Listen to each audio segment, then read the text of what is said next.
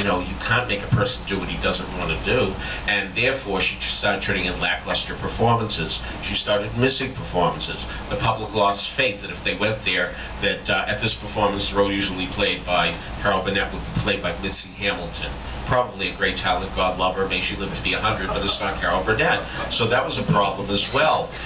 So eventually they said, look, you're injured, fine, let's close it down for a few months. We'll close down in November, which should have been the first anniversary of the big celebration. Instead, they closed down. They didn't open until February. At that point, their leading man, Jack Cassidy, said, I'm leaving. And Dick Shawn came in, who wasn't as good. And the momentum was lost. People were just afraid. They'd heard about the lawsuit.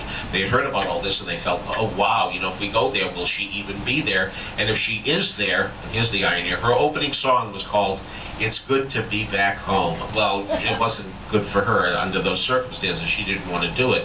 So it was really a mess all around. Around the turn of the century, there was a benefit for Betty Comden and Adolph Green, and the people who were putting it together said, Betty, Adolph, look, rather than avoid embarrassment, just on the off chance, is there anybody you think we shouldn't invite, that you wouldn't want here? They said, yes, Carol Burnett. Yeah. Hard feelings. Ooh, long memories. So I want to switch a bit and besides talking about these big musicals, also talk about 3 plays that you talk about in the book. 2 comedies, Any Wednesday and Barefoot in the Park, and then a drama, the subject was roses. Fine. It seems in the theater that if you can get 2 smash hits in a row, you are set for life. Neil Simon's first play in 1961 was called Come Blow Your Horn, and it was very successful. It ran a year and a half, but you could always get tickets on a Saturday night, so nothing much is happening there. His second show was Little Me, a musical that got very good reviews, but not unlike Carol Burnett. Sid Caesar was not happy to be there, and he was going through a lot of alcohol problems, so that one didn't work out. So here comes Barefoot in the Park, and this one got the best reviews of the season. All 6 critics in newspapers. There were 6 newspapers at that point. In fact, 2 weeks earlier, there were 7 newspapers in town, including the Mirror, which went out of business just before Mary Martin and Jenny opened. And I still to this day wonder if the critic is happy that he could miss a terrible show like Jenny, or wanted to see Mary Martin in a show. I have no idea. Nobody ever told me. But the thing is that suddenly Barefoot in the Park got the best reviews of the season, and I dare say that 2 years later when The Odd Couple opened, because there were 2 in a row, that's what cemented Neil Simon's career. You become an institution there. But Barefoot was one that started in summer stock, because in those days we used to have that. It went to the Bucks County Playhouse. Yes, it's still there, absolutely, but the shows used to come every other week, and many of them had Broadway aspirations. So Nobody Loves Me, as it was called then, was at the Bucks County Playhouse, and it was a very, very hard show to get in. Saint Super, he wasn't really a saint. I mean, he may have been a nice guy, but he wasn't a saint, but that was the name he used, Saint, S-U-B-B-E-R. Arnold was his real name.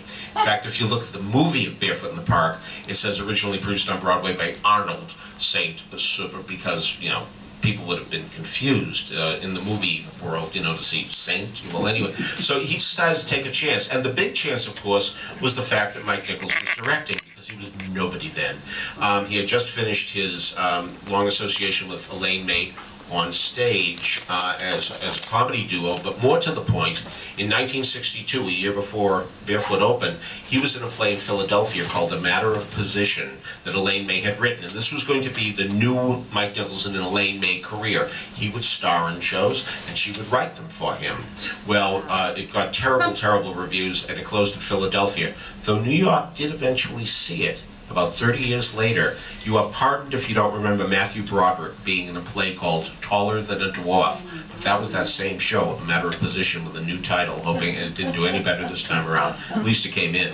But anyway, the idea of trying Mike Nichols was really, really problematic, because what makes him think he can be a director? And yet, he wound up winning a Tony Award. And the thing was that the big star of that show, not that anybody was really, really known, was Elizabeth Ashley, and she wound up on the cover of Life magazine. Well, her career would be eclipsed many years later when her leading man, Robert Redford, who was not on the cover of Black Magazine, certainly had a career that became legendary.